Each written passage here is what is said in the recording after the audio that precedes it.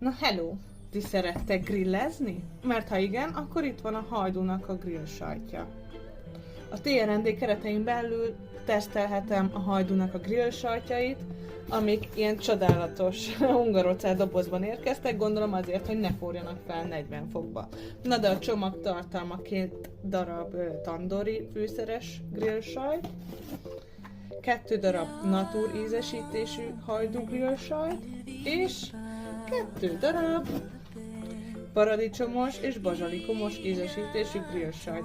Te melyiket kóstolnád meg? Az én személyes kedvencem valószínűleg ez a paradicsomos, bazsalikomos grill sajt lesz.